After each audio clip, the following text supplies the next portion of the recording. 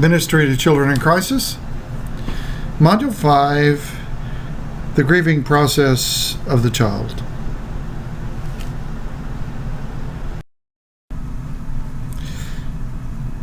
As we consider Module 5, we want to look at the learning activities for this module. Number 1,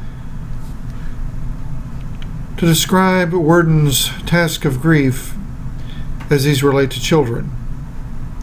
Number 2, to discuss the results of the Harvard Childhood Bereavement Study.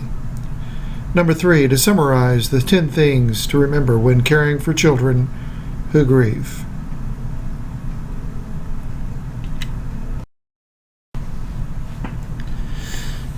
We will consider the task of grief according to William Worden. Number 1, to acknowledge the loss, that it has actually happened, to experience the pain and emotional aspects of loss,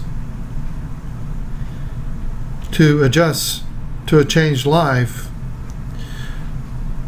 with the absence of the loved one, to relocate the loss in one's life.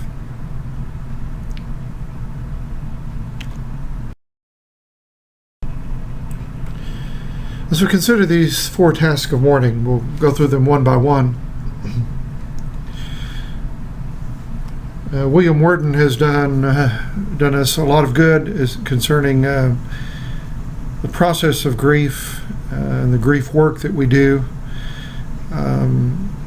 As he considers that grief work is the idea of task that we go through, rather than stages as Kubler-Ross had propagated in the 60s. We're grateful to Elizabeth Kubler-Ross and her stages of grief, but task of grief is, I think, a better way of looking at it. For number 1, task is to accept the reality of the loss. When there's a death, adults often experience disbelief that the death has occurred. Like adults, children must believe that the deceased is indeed dead and will not return to life before they can deal with the emotional impact of the loss.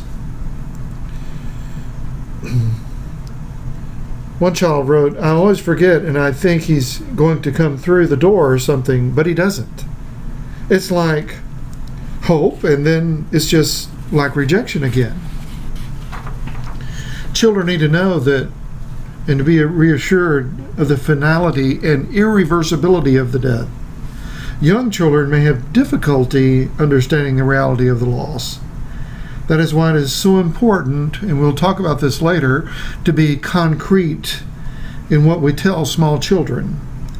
They may believe that the parent is just, quote, away, end quote, and will return as if from a business trip or a vacation. Worden adds, to negotiate the first task of mourning, children need to be told about the death in ways that are accurate and in language that is age appropriate. They also need to be told repeatedly over time. One 10-year-old who lost his mother said, "I thought when she died, it's all a dream, and then I wake up, and it's true."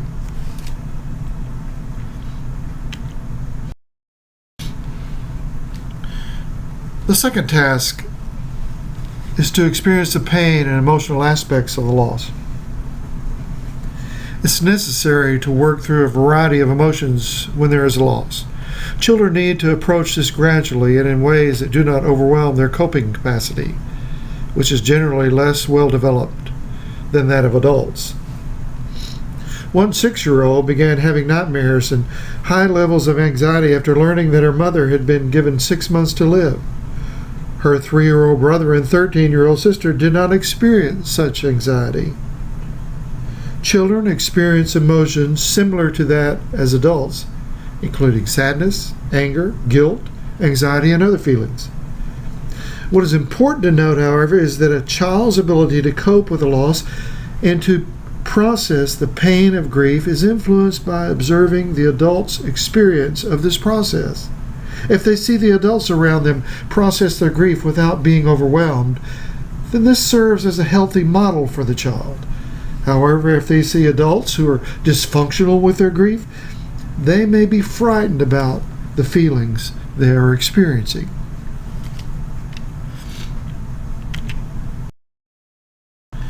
The third task is to adjust to an environment in which the deceased is missing.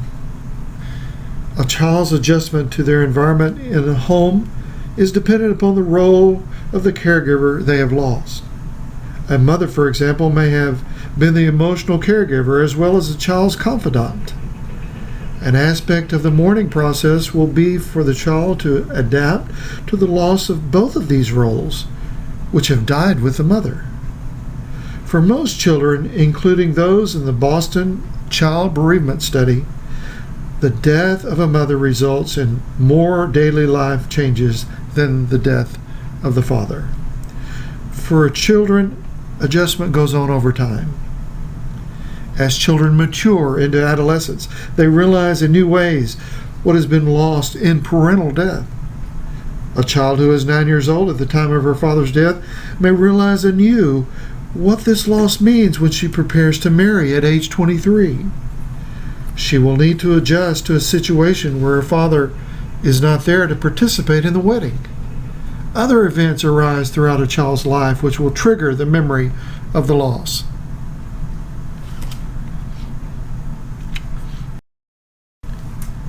The fourth task is to relocate the dead person within one's life and find ways to memorialize the person.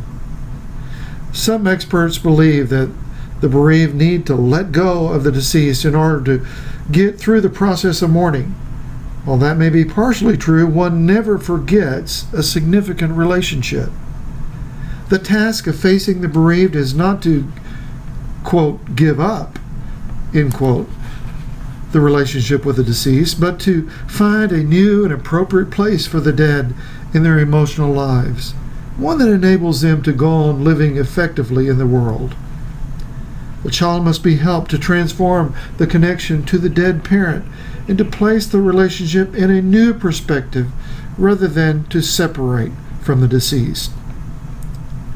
The idea is, as Worden explains, is to relocate the deceased in a different place in our heart, to allow other relationships to enter, while not at the same time being unfaithful or forgetting the love that they have for their deceased parent or friend or sibling. One teenage boy who was struggling with this fourth task of mourning said, "Does everyone die? Yes, physically, but not in your heart. If you admire the person that much, you can say, 'No, they are not dead in my heart.' Only a wacko person would feel that way, and I don't feel that way about Mom." So you see, this young boy, this teenager, understood that they would never forget this loved one, and they just are not there physically with them anymore.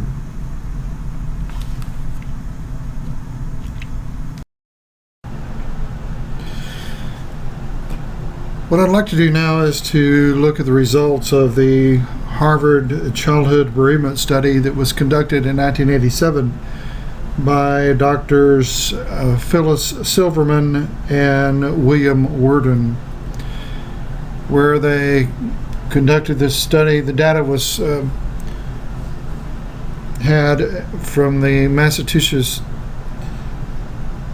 hospital, and they studied 125 children who had lost their parents.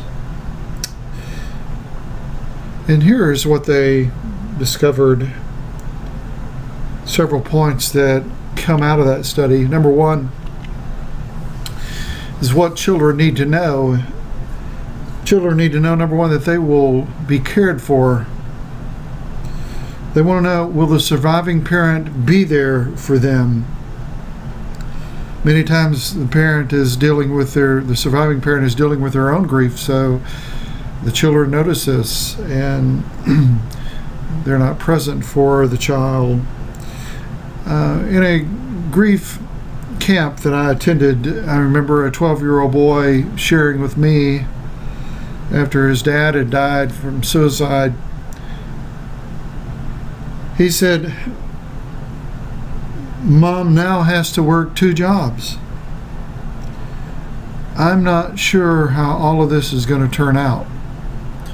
You see, he had described his confusion and his anxiety of not knowing how this was going to all play out with him and his family. He needed to know that he would be taken care of.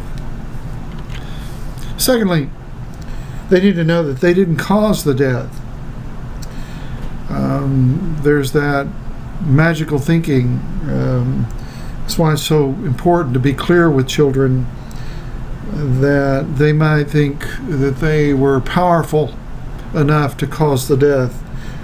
Guilt may be an issue, a big issue, if the child, for example, wished harm on the sibling or the parent, or if they had had an argument right before, just prior to the death of the family member. So they need to know that just wishing it they're not that powerful. Just wishing it doesn't cause it to happen. Number 3, they need to have clear information about death, because what they imagine can be far worse than the reality. So we need to be clear again. Give them as much as information as age appropriate. They need to feel important and involved. You will want to include them wherever possible in regards to funeral arrangements, planning of the funeral arrangements, planning of the visitation with the families, and so forth, people that are coming over. A friend of mine whose 8-year-old son, his father died. She included him in not only the music that was going to be used during the service, but he got to select the casket. He got to select the spray from the family that went on top of the casket. Very involved, and later on, he's now a graduate of college, but she shared with me how important that was for him to be able to be involved. And again, you don't want to force this on the child, but to whatever degree that they feel comfortable in helping. You want to continue routine activities. This is with every age, but this creates a sense of normalcy. Even when everything else seems to be spinning out of control, their world is falling apart, their world is upside down. So as much as you continue regular routine activities, the better. They need to have someone who will listen to their fears, their fantasies, and their questions. No question is dumb or stupid at this point. It may not be the parent, because the parent is dealing with their own grief during this time, as we have said. They may be dealing with their own grief during that moment. So that's why it's important to seek help from trusted family members or a friend, maybe an aunt or uncle, grandparent that might can come in and fill that gap for the family. And they need to find ways to remember the dead parent, the deceased parent. There may be some rituals to honor the deceased, maybe planting of a tree in a park in their honor, or write a letter, draw a picture, maybe a balloon release. Many churches nowadays have services of remembrance once a year where you can go and be with people who are honoring their loved ones in this way. We will talk about some legacy building in the final session that will help in this area as well. They also need to see adults modeling grief behavior in appropriate ways. Children usually model their parents' grief behavior, so whatever the parents are doing, they're going to remember that and they will be learning how to grieve as well, for good or for ill. We need to be modeling. We will be modeling for our children. So appropriate grief during this time is very, very important.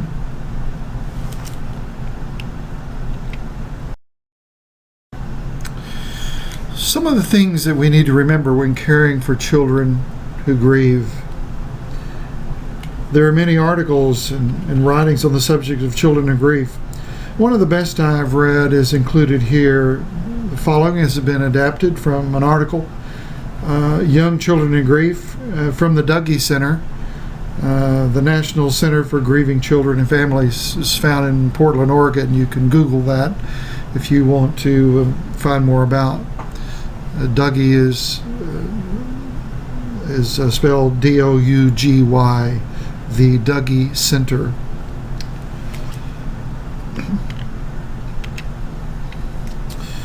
Children are concrete in their thinking. We need to remember this. We need to describe death concretely for younger children, openly and honestly, without the use of euphemisms, such as, well, Grandpa passed on, or Mom just went to sleep, or Grandma went on a long trip. We need to be careful with that, not using euphemisms. Use words that are concrete, like dead, dying, or died. When we speak with children in open and honest ways at an age-appropriate level, then it actually lowers their anxiety level rather than raise it, as we might think.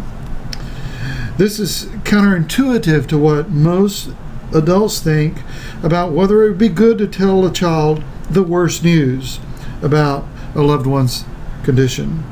Sharing the news increases the level of trust that children have for adults around them when given correct information surrounding a crisis event.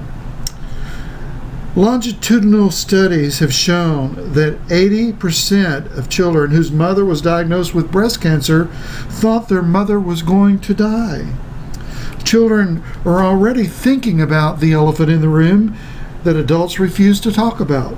We bless children when we explore their questions with them.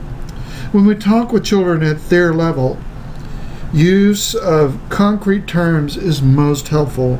If they are going to visit a hospital, for example, a parent might begin by telling the child about what happened. For example, Daddy was in an accident. There is a bandage on his head where he was cut. We must think about the environment they're going to see.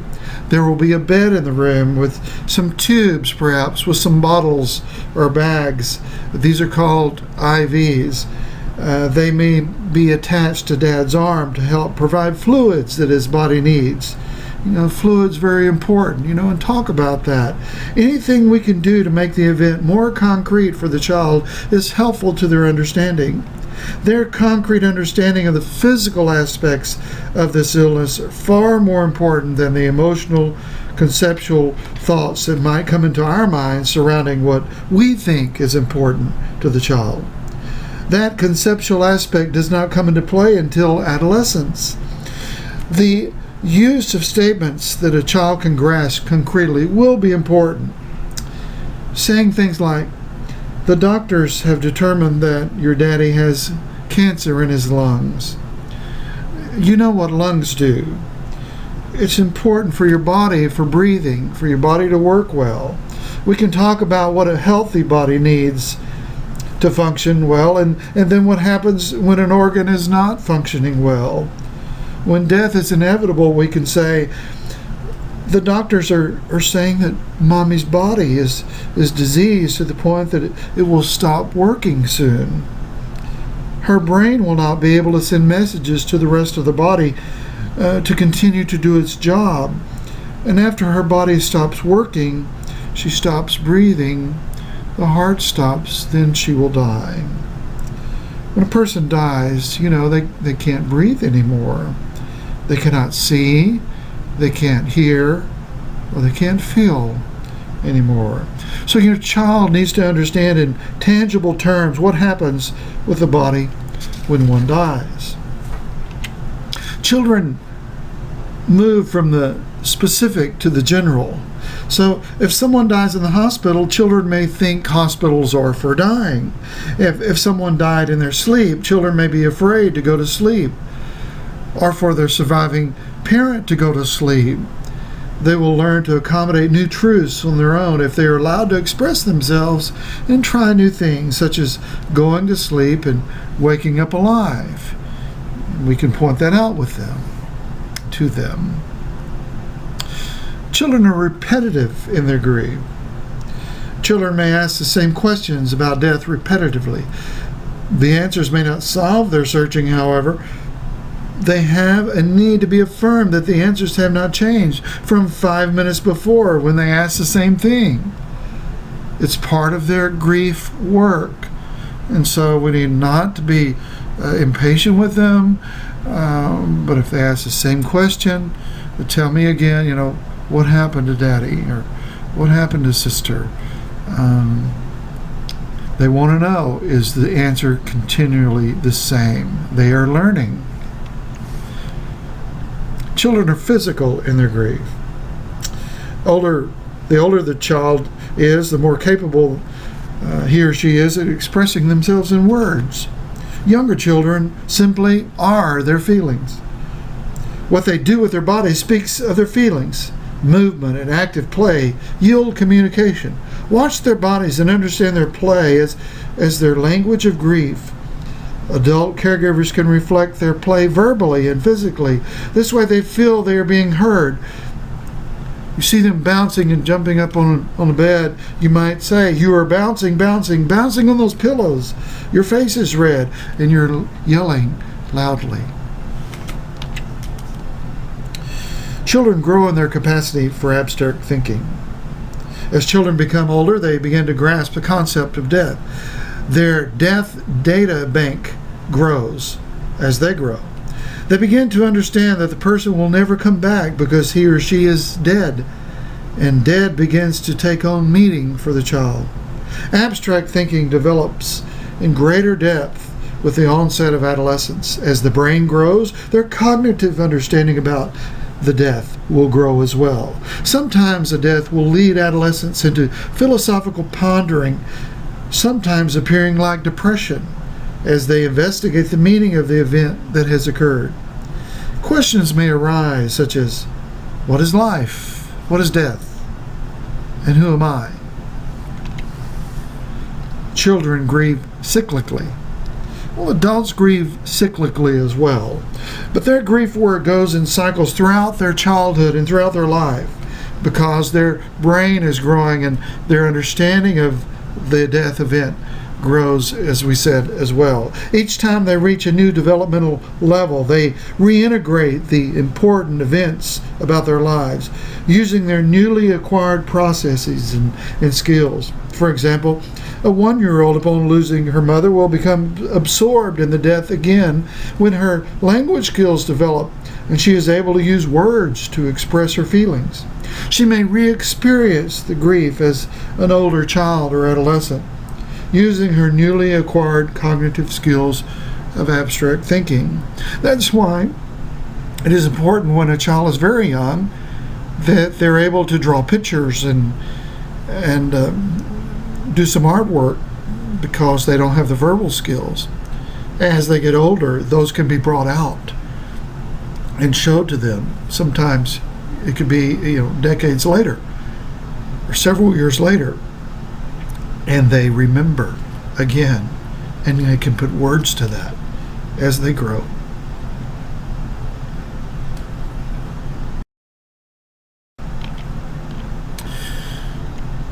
Children also need to know that they have choices. Death is a disruption in children's lives that is quite frightening for them. Along with this disruption comes feelings that their lives may seem undependable or unstable, confusing, and out of control. These feelings can be lessened if children have some say in what they do or don't do to memorialize the loved one who has died. Whenever possible, children should be offered choices about going to the hospital, viewing the body, attending the funeral, or participating in the funeral's planning. Children often appreciate being offered photographs and possessions of the deceased persons as a way of supporting their grieving process, maybe a locket or a special whatnot, or hat, or even a part of a dress, blouse that was special to them and to the loved one. Children grieve as part of a family. When a family member dies, it affects the way the family functions as a whole. There's a spot missing at the table. There is a person missing. There are relationships that will be lost. This change can be unsettling to children as they adjust to new family dynamics. Children may mourn not only the person who died, but also the loss of the environment in which that family existed before the death. If it's the mother, for example, she's the one who combed the hair. She's the one who helped her pick out dresses. She's the one who helped in putting the child to sleep and reading the story. There are numerous different dynamics that come into play here. So it's important that family members respect each other in different ways in which they mourn the loss of the family member that is gone. Children need to affirm their feelings. Their feelings are their allies, and feelings help children to pay attention to their loss. These feelings are most often expressed through their behavior, such as play or acting out, or questions that show a search for meaning. Adult caregivers need to allow these feelings to be and help a child explore the meaning of those feelings, but also to be aware that when a child seems to get locked into one or more of these feelings, to seek help if necessary. First of all, there might be the feeling of fear. The most basic feeling of loss of a child is one of fear. Fear and uncertainty about what happened and who will die next and how long will we able to live? How will we be able to live without the dead person? Will my parents ever recover from their grief? Will my other parent die? Who will take care of me? And where will I go when I die? What about guilt? We've already talked about this before, but there are many kinds of guilt about death, including guilt from intentional action that may have caused the death. There may be regret for actions or lack of that might have prevented the death. There is the unrealistic sense of responsibility that protects us from the senselessness of death. This may give the child a sense that they need to try harder to prevent unwanted, painful events. There may be anger. Different kinds of anger are expressed in grieving. There may be unresolved issues between the child and the person who died, which can result in anger in the child. There may be anger expressed as protest, as an antidote to fear of the death or the lack of dependability of life. Anger may communicate, I am strong enough to control life with my force. The child may become rebellious or resistant to counteract the vulnerability of feeling fear or sorrow. There is sorrow. The child feels sorrow, he or she may be ready to accept the truth of the loss without protest. Sorrow may be an expression of a child's feelings of vulnerability as he or she continues to live without the person who died. The child may grieve the loss of security. Adult caregivers sharing the gift of loving arms and embrace around the child who cries with sorrow can offer safety and acceptance in a world that includes the dying of those that we love. And finally, there is hopefully acceptance. It is our experience that we do not get over an important death in our lives, but we learn to live with it. There's the idea of being able to reconcile the loss that the loved one really has died, and now we can move in a different place in our lives. Gentle acknowledgement of the ones who have died gives depth throughout our lives to the picture of our experience of life and death.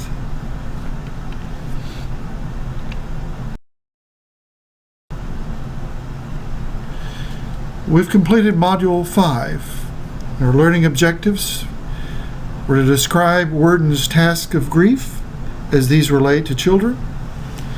Number 2, to discuss the results of the Harvard Childhood Bereavement Study from Worden and Silverman.